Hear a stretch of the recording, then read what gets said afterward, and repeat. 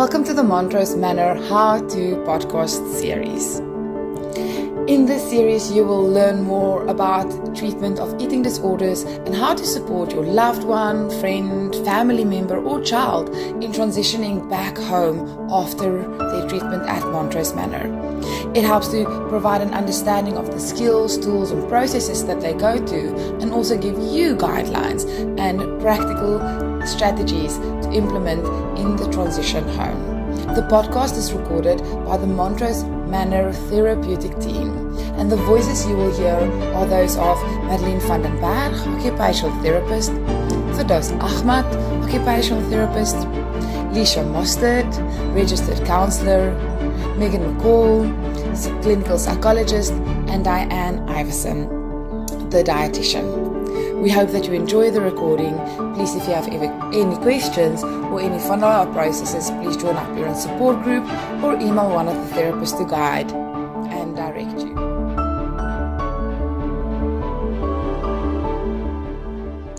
Good day. Welcome to another edition of the Montrose Manor podcast series on how to support your loved one in their recovery process. And today we're speaking about how to create a recovery-friendly environment at home, how to create a safe space at home. I'm with Megan, Firdaus, and Lisha today.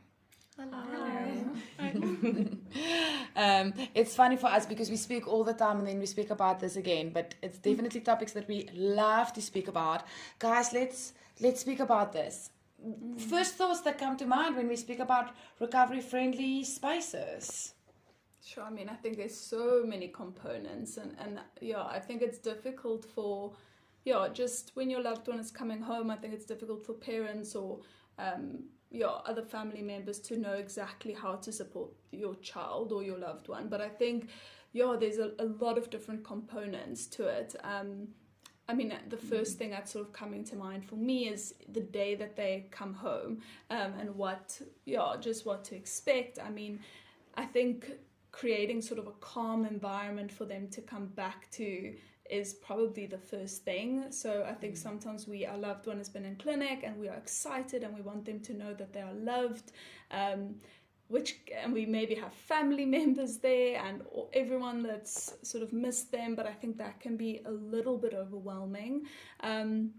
So I think just creating quite a serene environment, and then also I'm thinking of them coming back probably into the room that they were in when they were in the midst of their eating disorder. So even how to sort of shift that around a little bit for them to be a bit more comfortable coming into this environment.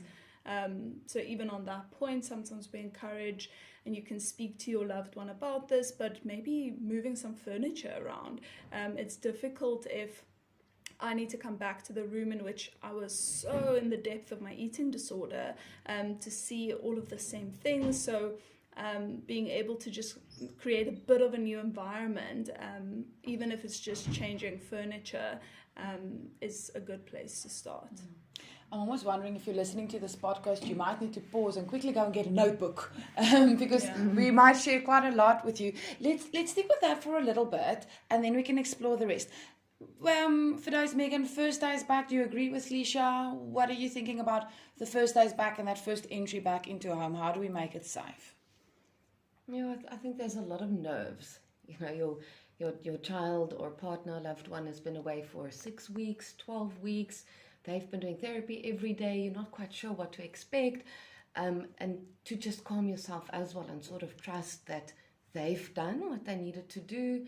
How can you ease them into it? I think a big part is actually having the conversation with them. What do you need when you come home?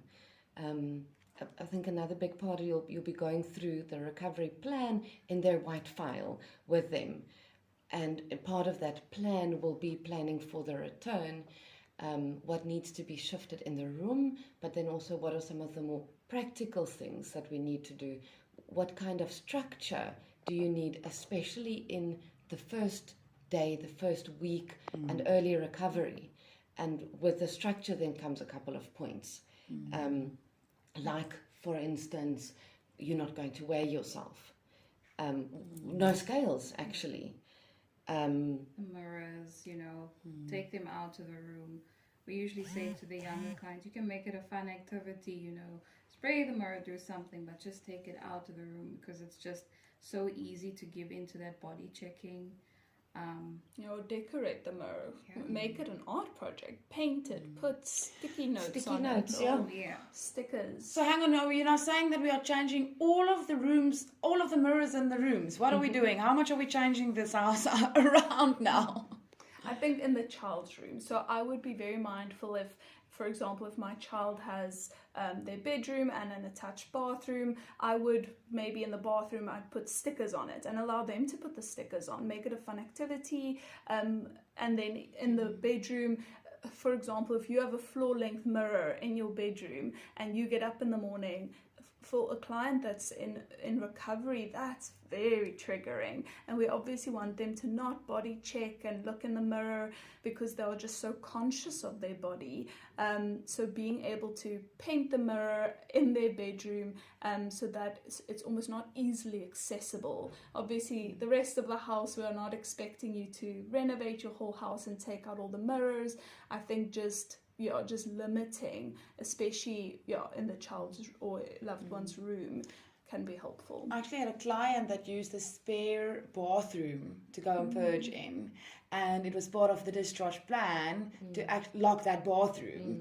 So maybe that is, like you say, Megan, quite specific to what happened in the house, and that we can manage. If you went to your mom's room to weigh yourself, then mom, the scale can also not be in your bathroom, because we need to remember that our clients, the illness have made them quite sneaky. They know exactly where to find what. What other bedroom and house changes are we thinking about for a safe environment? I mean, the other thing that's coming to mind for me is just if you have been in recovery, it might be that your body has changed somewhat, and then even being able to, and again, having a conversation with your loved one about how am I going to manage my closet, my wardrobe. I'm coming back after treatment, and maybe some of my clothes don't quite fit the way that they used to, and also a lot of my clothes might not be recovery friendly. So even like they're helping your loved one to say, okay, let's donate some of these clothes, let's pack it out, and not having that in your cupboard. That's important. We often advocate for clothes that that have a stretch in them, that sort of allow for your body to shift and move throughout the day, that's not too triggering. We encourage you to sort of be mindful of anything that has a button, because often those are the clothes that don't have a lot of stretch. So that includes jeans. Get rid of that. Otherwise, it's a very easy, we sometimes call it like a back door. No, I won't wear the jeans. I'm just going to keep it, even though it doesn't fit me.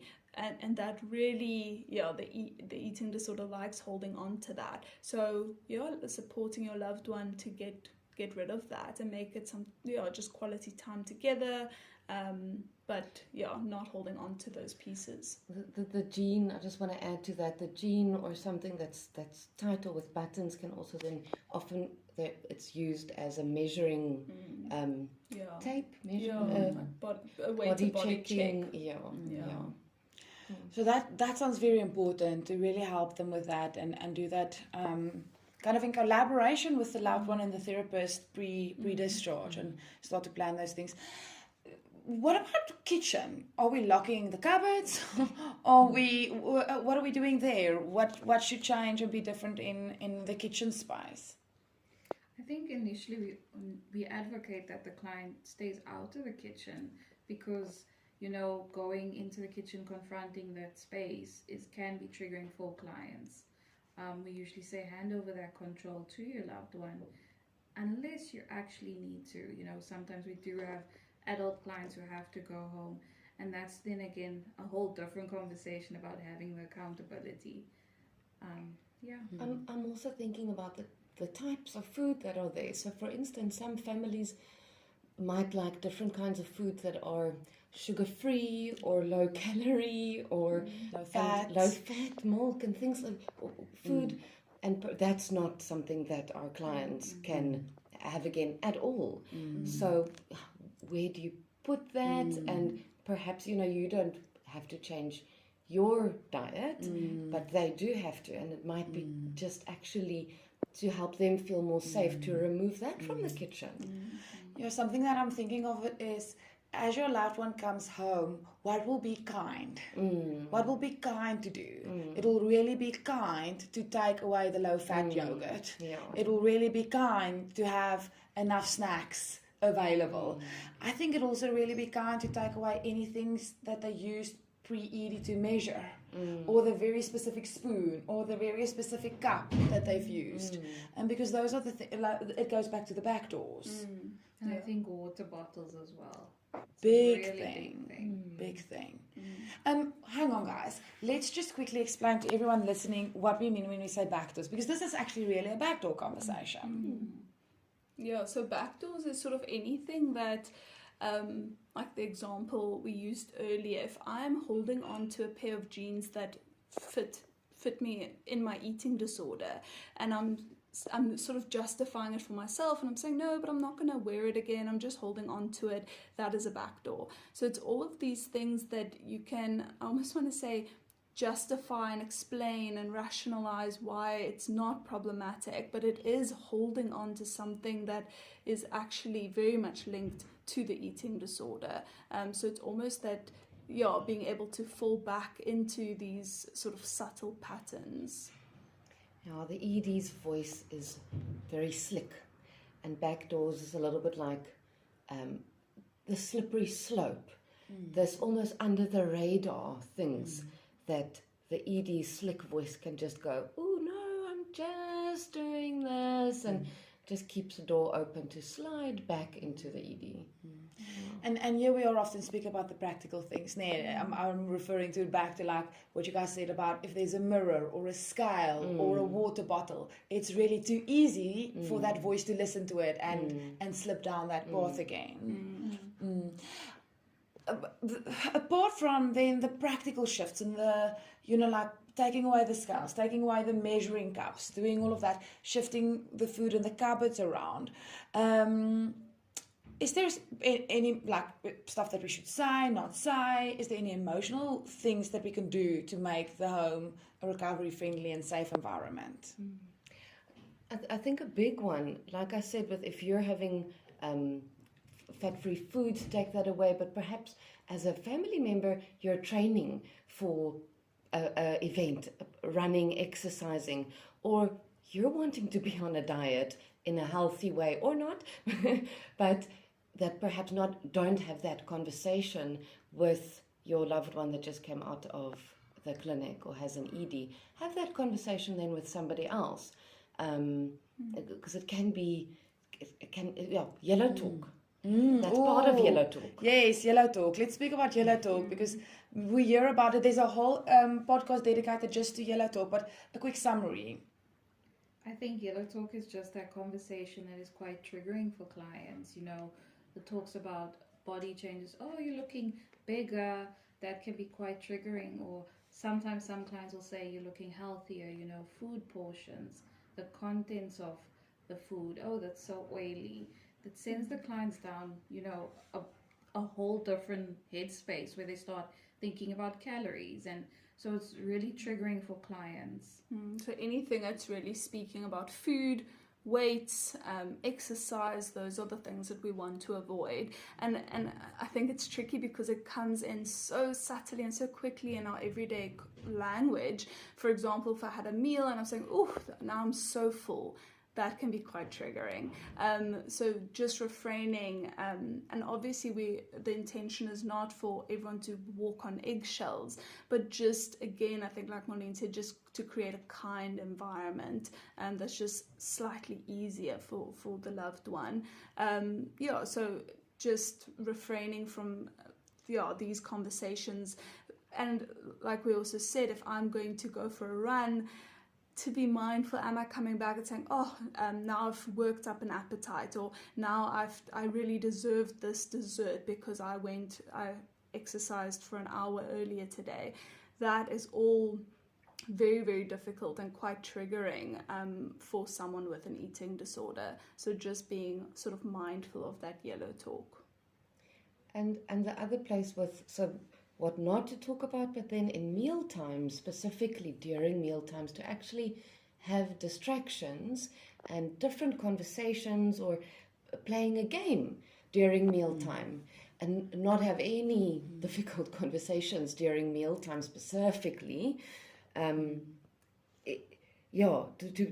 specifically make that a calm space, think about a game to play together, and really something to, especially at the beginning, to distract from the difficulty that they are going to have during meal times.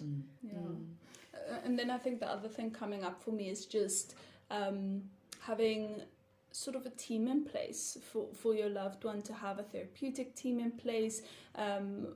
At Montrose, we also have an aftercare program where once a week our clients that have completed our program, they can sort of join a Zoom call, and that's very important for them to attend that and attend meetings, and then obviously to see their own therapeutic team. So I think that also adds to just creating sort of a recovery-friendly, safe environment. I think that's also a good way of thinking about it. To when a client is or a loved one is struggling at home, to almost ask, what helped at Montrose? What helped at Montrose, and how can we mimic that? Oh, you had a group. Okay, maybe go to a fellowship group, or maybe go to aftercare. Oh, it helped at Montrose that we were not speaking yellow. We were talking about other things, and we were playing a game. So what helped at Montrose that we can do now as a family to help you keep safe? And it's not like we want Montrose to be mimicked everywhere. Well, maybe we do, but really just holding that space of like what would help you, rather than being judgmental in the process. And another thing with when I was saying mimicking Montrose, but one of the other things is, for instance, having serenity together. And Can we share what that is? Serenity is sort of a time that the clients come together just for some mindfulness. I almost see it as a bit of a slowing down, where they maybe reflect on what was my day like. I think it's often like a quick emotional check-in, and then almost just a recentering. So sometimes that takes the form of, let's say, lighting a candle and playing calm music, or maybe no music, but just having a moment of silence, or meditation, just something to center. And I think serenity is a lovely thing to practice together for a family, sharing gratitude around a table, rather than talking about the food or talking about the difficult things. As the clients are busy with their recovery packs, the Montrose team will definitely help them to think about what to bring into their family homes to make it easier and safer. What else are we thinking of? Anything else that you guys would like to mention to make it a recovery-friendly space? I just want to say, with the recovery pack, the discharge pack that you were just referring to, that is just something like a document, a pack that the clients work through before they leave Montrose, and it's really helpful, I think, also for family members to be able to go through that with your loved one, because that really speaks about what should we do, what shouldn't we do as a family, what must I look out for, what must my routine look like. So that's also something maybe quite tangible that you can work through with your loved one after treatment. So maybe no mirrors, no scales, and no fat-free food. No measuring cups, and no specific diets, and no milliliters, and no water bottles, and a lot of love. A lot of love. A lot of support, a lot of kindness, and a lot of good communication about what helps. If you are going to feel safe in your family home, it's very likely that your client or your loved one will feel safe in the family home. So have these conversations, change up the room if you need to. I think also we really advocate for repairing the relationships by going to do things again and not getting stuck in old patterns. So be very aware of old patterns that we fall into. Have some fun. Wonderful. So enjoy making it a safe space for your loved one, for recovery, and also for yourself. Thank you so much. Thanks. Thank you.